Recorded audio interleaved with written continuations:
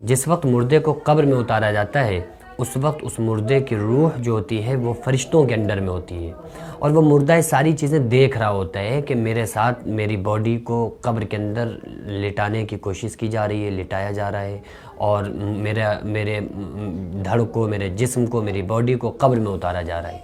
یہ وہ ساری چیزیں سمجھ رہا ہوتا ہے، اور وہ مردہ اگر نیک ہوتا ہے، وہ مرنے والا اگر نیک ہوتا ہے تو وہ یہ کہتا ہے کہ لوگوں جلد سے جلد مجھے قبر کے اندر اتار دو۔ حدیث کا جو مفہوم ہے وہ یہ ہے کہ وہ مردہ کہتا ہے کہ مجھے جلد سے جلد میرے اصل ٹھکانے میں لے کے چلو، یعنی کہ جو بندہ نیک ہوتا ہے تو موت جو اس کے لیے ہوتی ہے وہ سب سے بہترین، اگر اس کے لیے کوئی تحفہ ہے تو وہ موت ہے۔ مومن کے لیے موت تحفہ ہوا کرتی ہے۔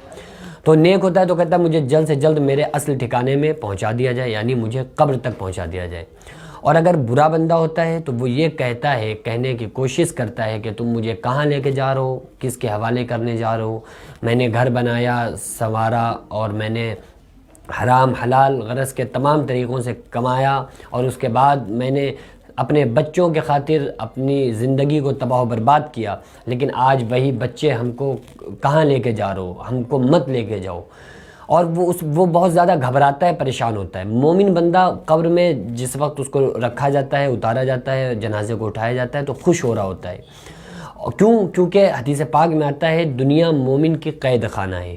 تو اب جب یہ اس کے لیے قید خانہ تھی، اب اس کے بعد وہ اپنے اصل ٹھکانے کی طرف جا رہا ہے، یعنی اس کی طرف جہاں پہ اس کے لیے راحت ہی راحت ہے، اس کے لیے آرام ہی ہے، آرام ہے، چین سکون کی نیند۔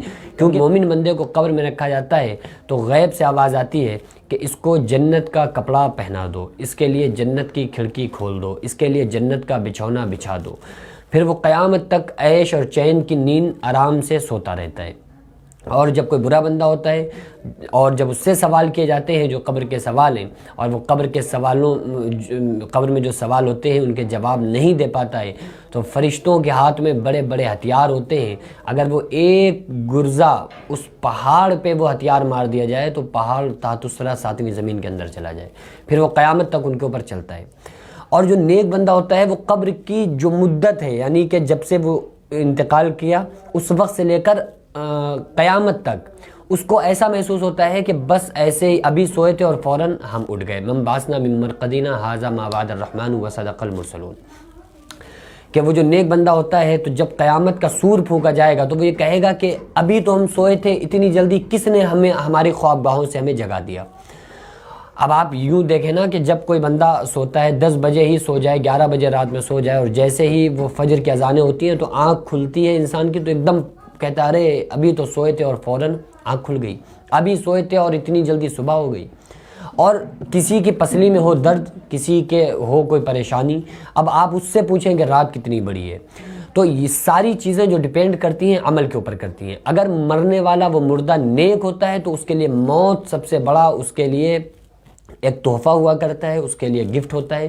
اور جو قبر کی زندگی، عالم برزخ کی جو زندگی ہوتی ہے وہ اس کے لیے بڑی پرسکون ہوتی ہے۔ اور اگر کوئی برا بندہ ہوتا ہے تو وہ موت سب سے خطرناک اس کے لیے سزا ہوتی ہے، اور وہ عالم برزخ کی زندگی، پھر میدان محشر کی، اور پھر آگے کی تمام اور گھاٹیاں اور جو تمام منزلیں ہیں وہ اس کے لیے سب خطرناک ہوتی چلی جاتی ہیں۔